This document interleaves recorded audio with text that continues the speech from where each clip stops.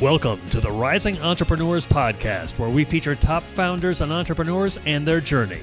Now, let's get started with the show. All right, welcome everyone. John Corcoran here. I am the co-host of this show, and every week we have smart CEOs, founders, and entrepreneurs from all kinds of companies. And this episode is brought to you by EO San Francisco, which is the San Francisco chapter of Entrepreneurs Organization, which is a global peer-to-peer network of more than 20,000 influential business owners across 200 chapters, 60 countries. And if you're the founder, co-founder, owner, or controlling shareholder of a company that generates over $1 million a year in revenues, and you want to connect with other like-minded, successful entrepreneurs, EO is for you. And the EO San Francisco chapter helps leading entrepreneurs in the Bay Area to learn, grow, and achieve greater success. So if you want to learn more, you can go to our website at eosf.org. And I am John Corcoran. I am the co-founder of Rise25, which is a company that helps B2B businesses to get clients, referrals, and strategic partnerships with Done For You podcasts and content marketing. And I'm also a member of the board of EO San Francisco. And my guest here today is Nima Gabbay. He's the principal at Bay Investment Group.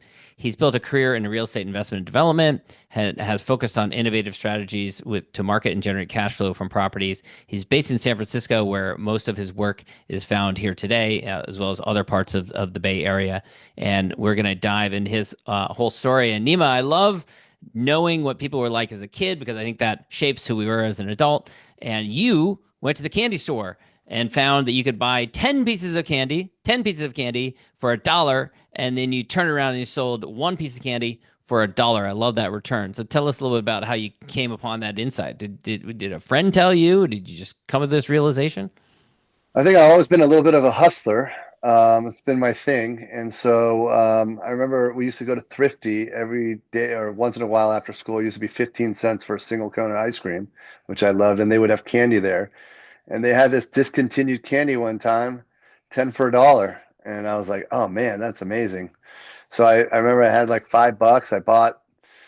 I bought them all up, and I went to school the next day and just started selling them for $1 each. And I became I hate to say I became the candy man, but for a little while I was the candy man.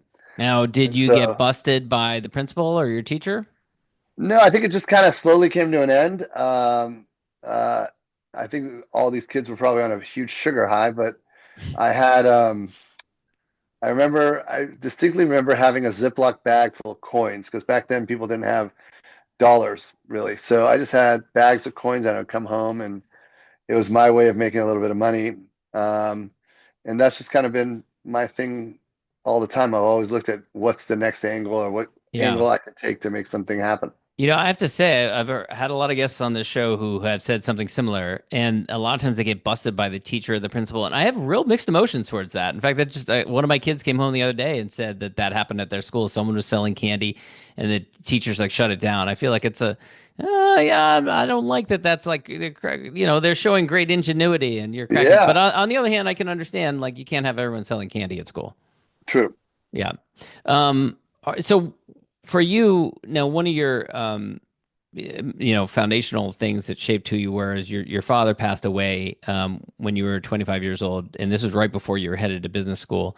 Talk a little bit about how that affected you. I know you've said that it kind of forced you to grow up. Yeah, I think it's a monumental moment in my life, and obviously negative, but it definitely catapulted me into, I don't know if you want to say working on another level, but more in a survival mode. I was with my mom and my younger sisters, and I needed to figure out a way for us to generate income. My dad was a breadwinner. So I remember finding my uncles were in real estate, and I started looking for deals and ended up finding a little strip center in the city of Richmond. Not the best area, but definitely a very good little strip center. It had all the elements that you would look for: signalized intersection, parking in the front, multiple small stores, because you can get higher rents on the small stores and they're easier to rent. And we were able to get a hell of a price on it. And so we used the funds from the life insurance policy that we had and a little bit of other funds, and we bought that building. Now, did that seem risky at the time? That telling you that story in that way sounds like I took my dad's life insurance policy and I threw it all into this rundown little strip center. I mean, it sounds like it could have been a disaster. It could have been, but I think I've always somehow operated on two wavelengths. One is on an extremely optimistic wavelength, and one is on an extremely confident wavelength. And it is a dangerous combination because sometimes I'm overly confident and I go for something even without thinking about it. But in this case, I looked at the numbers, I went over the numbers. I had my uncles who are in real estate kind of like guide me a little bit as to learning how to run the numbers, income minus expense, taxes, insurance, what we can really expect. Luckily, the leases were month to month, so I was able to renegotiate all the leases that were there, fill a couple other units up, and I've always had this theory or this concept that I teach people. It's called P&P, paint and palm trees, which is basically like you never get. There's no better money you can spend on any building, house, landscaping, or sorry, shopping center, whatever it is. But painting it and adding landscaping completely changes the mood of a Mm, center, mm. or a building, or a home, or whatever it It's is. it's so funny because you don't often notice a lack of landscaping or you can't quite put your finger on it. Like if you ask someone like what's wrong with that center, they wouldn't necessarily say it needs trees around it, but then you see a center that has great landscaping and you can definitely identify this is better than that one that doesn't have landscaping. Yeah, for sure. And I've kind of started from a shopping center. That's what I was buying, strip centers and shopping centers.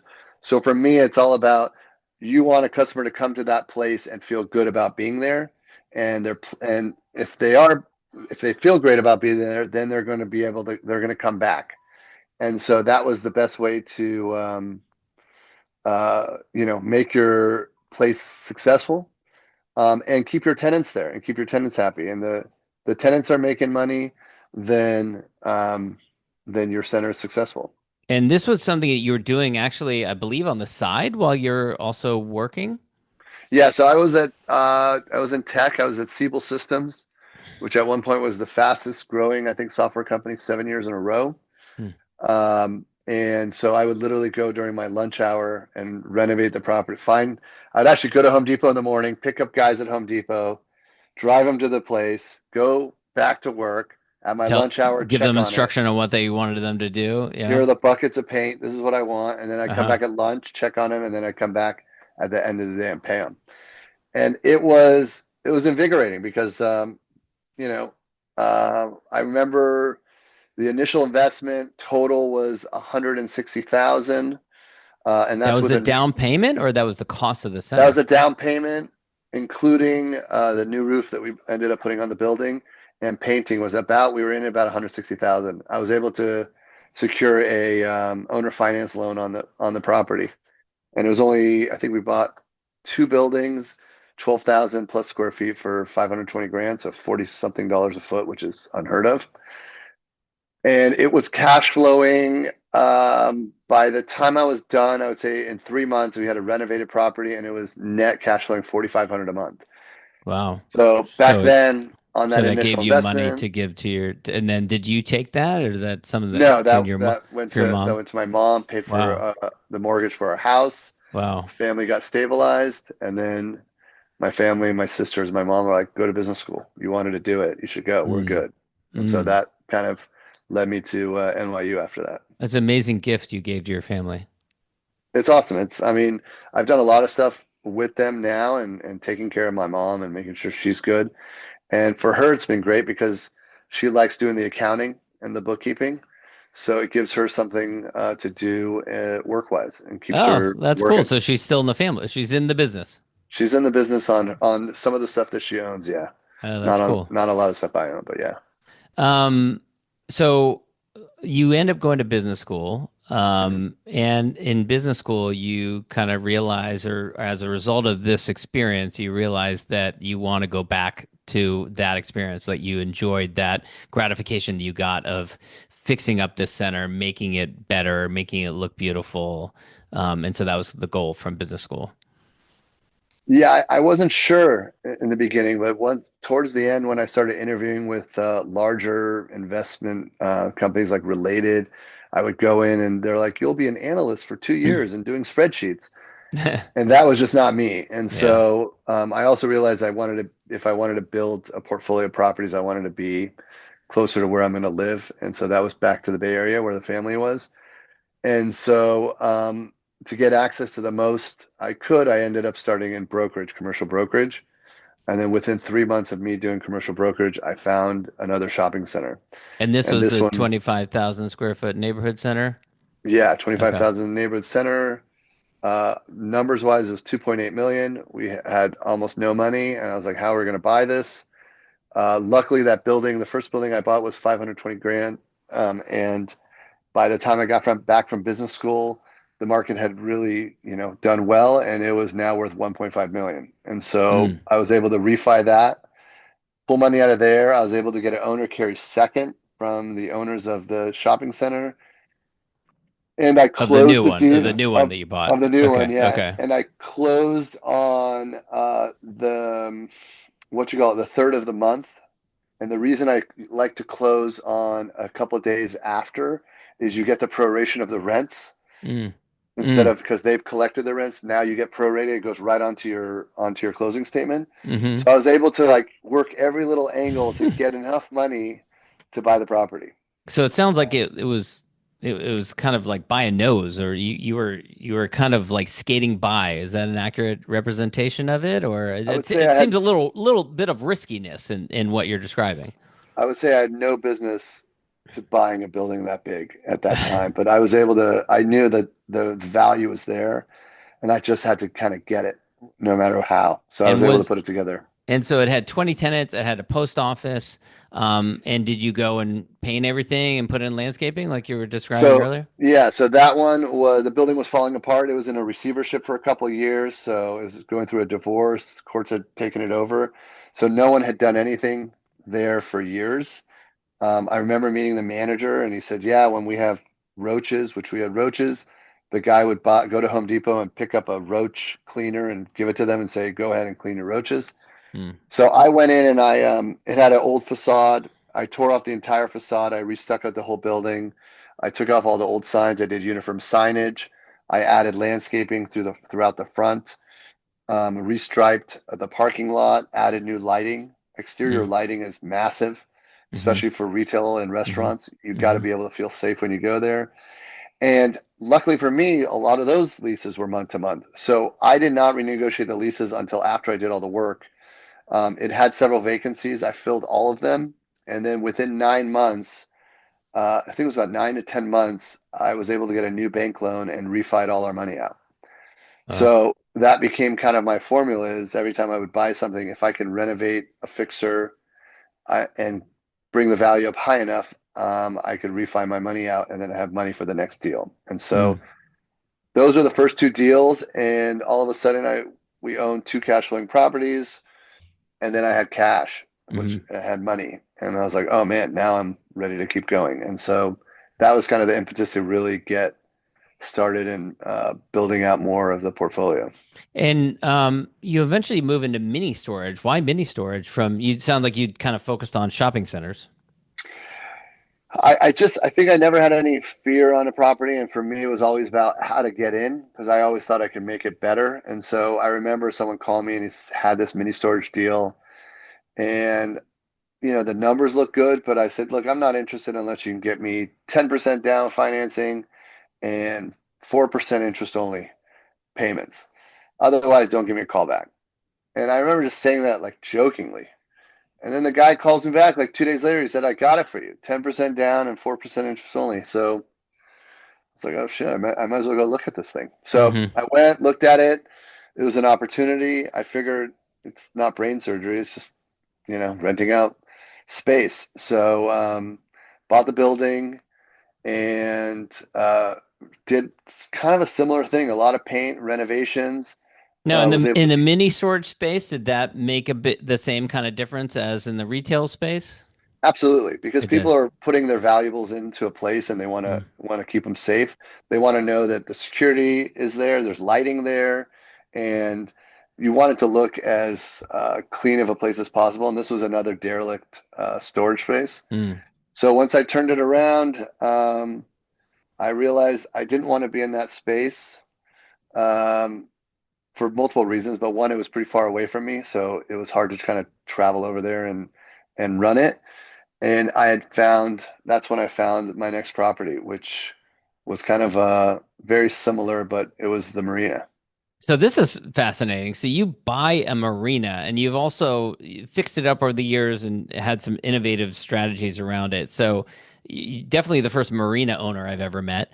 But what was that like? Like, did your family be like, "What are you thinking? Like, why are you buying a marina? You've done shopping centers. Like, why a marina?" Yes, absolutely, exactly. They're like, "What are you doing? Do you know anything about marinas?" And I knew nothing about marinas. I didn't even know you can own a marina back then. But I just went and saw this place, and it was it was stunning. Um, it had palm trees that were neglected for probably 15 years that were gorgeous canary palms. It had a ton of space. It was on the water. It had a historical lighthouse building on the property that was underutilized. And I don't know, I just kind of went in and I knew I could turn it around. So I remember putting that into contract with no money in the bank at the time. And I figured I just need time. And this is an interesting story. I remember I told the agent I'd like to meet the owners. So, and I'd bought a fancy car back then. And I said, let's go meet him at this restaurant. It happened to be in the city of Lafayette. And so we went to the restaurant. I remember tipping the valet guy. I said, leave the car in the front because I'm going to come back to the car and tell them I forgot a bottle of wine. And I want them to see the car so they can gain some confidence in the fact and think that I actually have some money. So I remember doing that whole thing, and they're like, "Oh my God, what's that?" And I told them the car, and they're like, "Oh my God, that's great." And What was the car? I had bought the Range Rover when it came out. Okay. It was kind of what was this way back? This is 2000. This is around 2006, and it was like a Okay. 2005 Range Rover. Okay. But I was like, it was the car I always wanted, so I said I'm going to get it. And so I justified buying the car, to be honest, because I knew that a lot of times perception is reality, especially Yeah. when I needed to buy a property and I Yeah. needed people to have confidence in me if I don't have money in the bank, right? So, and back then it wasn't a big thing to ask for, like, show me proof of funds or whatever the case. So we had a huge lunch there, drank wine. The owners loved me. I said, look, I'm going to buy the property. I just need a little time. I'm selling another deal. And they gave me all the time I wanted and actually also gave me a 5% second loan to bridge the gap with the bank. And I was able to kind of put that deal together by selling the mini storage and taking the That profit. there probably are fewer people willing to buy a marina. Yeah, there's You not probably benefit many, from that, right? not a lot of stupid people out there like I was back then. It is a tough venture to have. Why was it tough? What was the toughest part? You've owned it for 20 years now. What have the toughest parts been? There's regulations as far as the Coastal Commission, the Army Corps of Mm, Engineers. You have a product where dredging is needed constantly. Usually, mm, our marina needed dredging every probably 5 to 10 years. mm. So you're cut out another 400 or 500 grand just to dredge and Wow. keep your waters deep. Um, when you have, say, I had 222 slips. Let's say you have 200 tenants, you're dealing with 200 tenants. It's a Mm. pain in the ass Yeah. versus having an industrial property that has two tenants in it and you get checks and Yeah. you don't have to do a thing, right? Yeah. Also, I'd say the biggest factor is you're running a business. So it's not really, I wouldn't call it just real estate because you have employees and you're actually running a business. Yeah. There's real estate with a business. And if you want to do, if you were running it by your, like as your sole business, I could see it be a lot easier. But I was managing properties, I was doing brokerage, and I was buying other deals at the same time as running it. And so it takes a lot. Now, I think you eventually settled on the idea of turning the slips into condos. Is that right? Yes. So, Yeah. and that's an unusual model for a marina. So, how did you come on that idea? There's a marina in Emeryville called Emery Cove that had done that in 1982, I believe, and they were the first maybe marina in California to do so. But in Florida, it's a very common practice that they condo the slips and then you actually buy that piece of real estate, that Mm, space. And so I remember when I first bought the marina, it had separate meters on the whole for every single slip, and that came to mind. The other thing is that I owned all the water rights fee simple, which is kind of rare in the marina industry in California. Most marinas, I would say in California, are land leases through the Mm, state. So the water is actually you're paying the state to lease it, mm. but this was not. So I said, well, I own the land. I've got separate meters. If I can do this, I could sell these things individually and as condominiums. These are meters for electricity or Electricity, for, correct. okay, okay, to Yeah. the, And okay. so, so that I did that. I went through the entire process to do that. Um, and it's been fairly successful. We've sold slips individually. There are people, when you show them the value and the fact that slip prices are going to continue to increase as the boater population increases and slips are actually slips in general, the total number of slips are decreasing in general because Hmm. you can't really build marinas these days with all the laws and things. Yeah. It's so much involved. So the value is there. And Mm. so that value proposition was proven, and I've sold several slips. And then you also took this lighthouse building and you made that into a special events and a wedding venue. Correct. Yeah. The building was built in originally was built in 1910 and then was used by the Navy. And then the building was put on a barge and moved to this marina site in Hmm. 1950, I believe 52 or 54. And the building was just used as a marina office when I was there and storage. Hmm. And it's a three-story, 7,700 square foot structure. And so I remember talking to an agent who had somebody that wanted to take it over for a banquet room. And she was on this show, Top Chef or something. And she's like, if I win the show with my winnings, I want to do a banquet center in your place. And I said, oh, great. Hmm. She didn't end up winning, but I learned all about the banquet space. And so I was like, you know what? I might as well just do it myself. So I ended up actually doing all the structural on it, moment frames, opening up all the rooms, walls, building a full-on banquet first floor with banquet room with windows overlooking the water, and then the top two floors is a home that sleeps 12, Mm. and they can use that during the wedding. And so we started that. I want to say about 9 years ago. Uh, Very, very successful. It was doing great. And And then then COVID hits. Yeah. COVID hits, And yeah. what And was so that like for you? we went from almost 55 events booked for the year to zero. Wow. And Wow. And you had to I, refund probably a lot of deposits. yeah.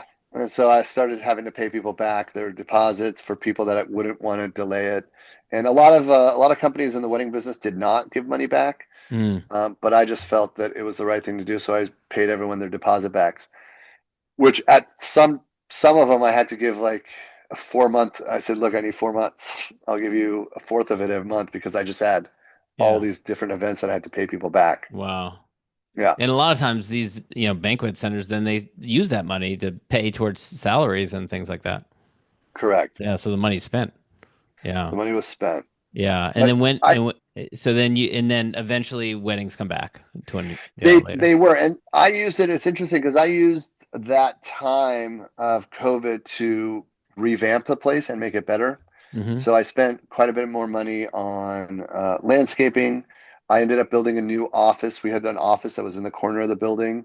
I wanted to expand the banquet room, so I built an office outside there, outside the marina. Got permits for that, and was able to expand um, the uh, the lighthouse banquet center. And then I was able to also renovate the house because my thought was that with regards to a lot of wedding businesses and banquet centers, especially if they're leased, they were going to go out of business because they're not going to carry the lease, and if their landlord wouldn't allow them to just stay there for free, they don't have any sales. Hmm. So I knew a lot of them were going to go out of business, which they did, and I figured I had staying power because I owned the facility. That if I really made it even better when COVID changes and it's done with, for the most part, we'll be able to start booking again and really take it to another level. And did that come to fruition, that theory? Not 100%. I mean, a lot of places closed, but the comeback from COVID has been quite slow, but it's an overall industry Um, there was there was a blip right after COVID where all of a sudden all these weddings were happening, and then we had that kind of second wave hit, and that's when everyone was like, "I'm just not doing this anymore." And so the events kind of slowed down again. And overall, the industry's been hit pretty hard, I would say, all over um, California. I mean, I can't speak for New York per se, but Yeah. definitely for California. And I would say more for kind of your tertiary market. So in the heart of San Francisco, I think events are doing great. Still not at the levels that they were, but Yeah. close. Now, you've moved your business towards doing more and more like higher end fix and flips, buying residential, fixing it up, kind of embracing what you love about the industry, what you loved about the industry from the beginning, and even spent $1 million on landscaping on your backyard, and kind of like use that as your learning opportunity to play, test out some skills, build your own skills, and then deploy it into some of the projects that you've worked on. So, talk a little bit about that because I live here in San Francisco. You live here in San Francisco, and a lot of times, it's such a cold place so much of the year that people don't put any money into their landscaping. So, if a house has beautiful landscaping, it really stands out. Yeah. So it's interesting. The weather in San Francisco is it's actually good for a lot of plants and trees because you don't get that extreme heat. Mm. And you don't even need as much water. And just depending on where the plant or the tree sits and how much sunshine it'll get, which way it's facing in San Francisco, landscaping actually does really, really well. Hmm. Um, for my house, I planted during COVID because I just was working and doing things. We planted 1,600 plants and trees in our house. Wow, Uh, jeez. and so, Was yeah, it a and blank so, canvas before? well, we tore everything out completely. So it's Okay. a large piece of land, and we just wanted it. I mean, so we planted Japanese maples, dogwood trees, fruit trees. We built a veggie garden. And so in doing that, I learned quite a bit. And so now, like you said, on my projects in the city, one of the ways, and I think just the product I build stands out just by the quality of it, but I'd say the other big factor is the landscaping, putting in fountains, putting in fire pits, beautiful trees that kind of match the environment that they're in, make a huge difference on sales. And especially during COVID when I was doing these flips, the number one thing people wanted was a yard. They Hmm. wanted outdoor space. That was literally the number one on their list. So my stuff was selling at, quite a bit higher than other people based on the fact that they were walking into a garden that was done to the nines. Which is extremely rare in parts of San Francisco. People, a lot of times, Yeah, the backyard is just ignored. exactly. With Yeah. weeds and things like that all over. Yeah. And traditionally, like the conventional wisdom is that money put into a backyard, you're not going to recoup it on sale. I think whatever that theory was before is completely flipped on its head. I think at this point, um, I use the yard as an additional selling point. I mean, Mm. when people walk in, their reaction is, "Oh my God, I get to hang out here. This is going to be my house." Yeah. And creating that vibe, um, it's peaceful. Um, and I think COVID maybe was cemented the fact that people want that outdoor space. And so now it's kind of coveted to have a beautiful outdoor space and to utilize.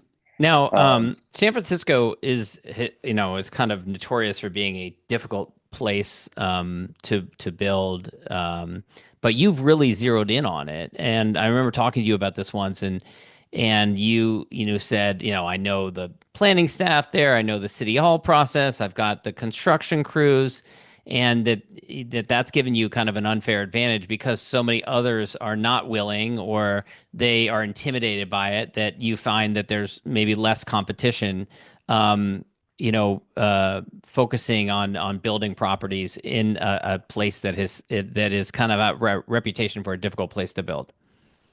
I think I was also frightened going in.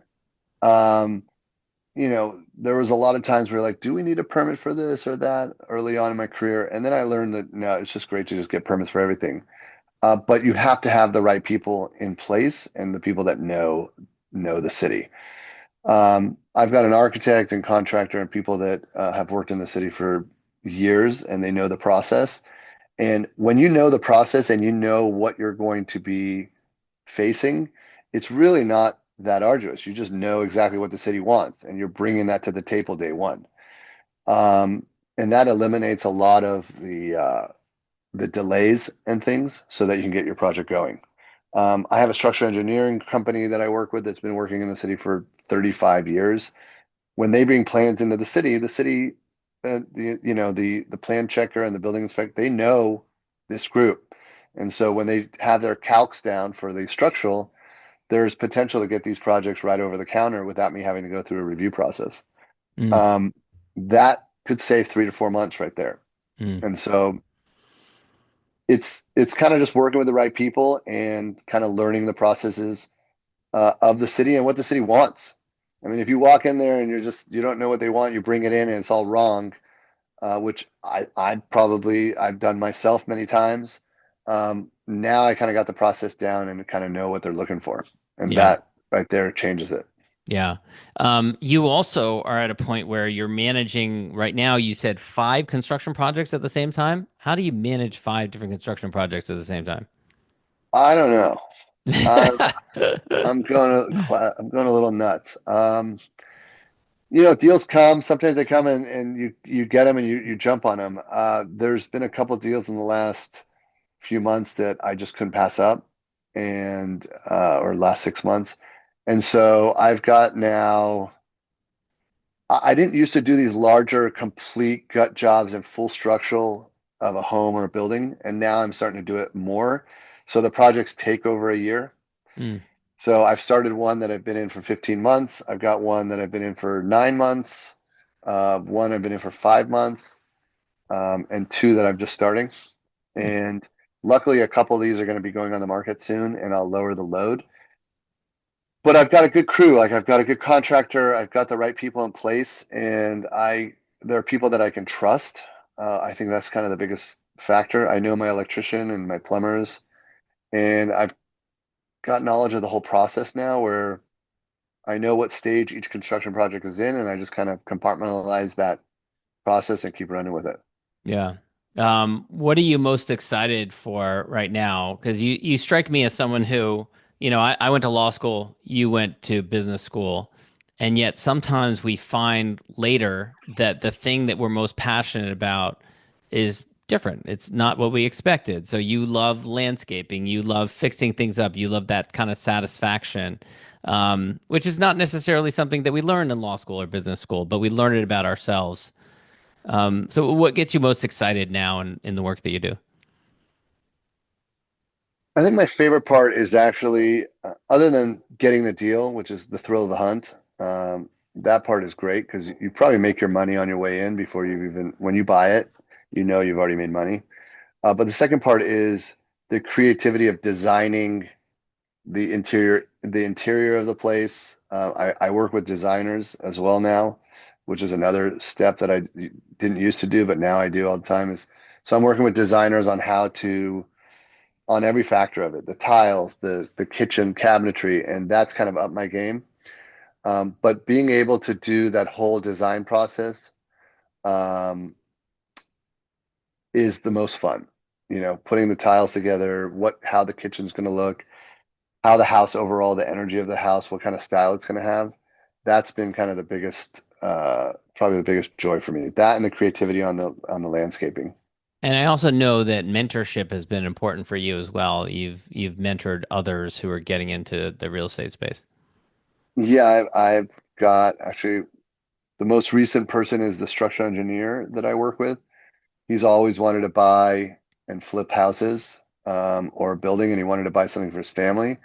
And so I literally gave him what he should be doing, what he should be calling.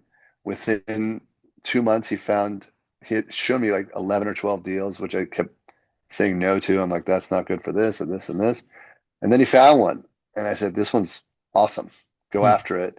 He was able to get it. He was able to negotiate a lower price during the due diligence process. And in the end, he's in full construction on his building in Oakland, actually. Mm. And he's building it's a 3-unit building. He got the entire thing vacant. He's adding an ADU, so it's going to be four total units. One his parents are going to move into, and it also had a little piece of land which he was able to talk to the city of Oakland, and he's splitting that piece of land off, and they're going to build a single family house on that land. So the deal's turning into a home run for him. That's awesome. That's so cool. Yeah. Nima, this has been great learning about your story and your journey. Where can people go to learn more about you if they're curious about you? They can go to LinkedIn, reach out to me there. My LinkedIn does not have a lot on it, as I've been told, but I should fill some more information there. But it's pretty sparse, but there aren't a lot of Nima Gabbays who are in real estate on LinkedIn, so I'm sure. So you'll find me, hit me up with a message anytime, and I'll get right back to you. All right, Nima, thanks so much. Thank you.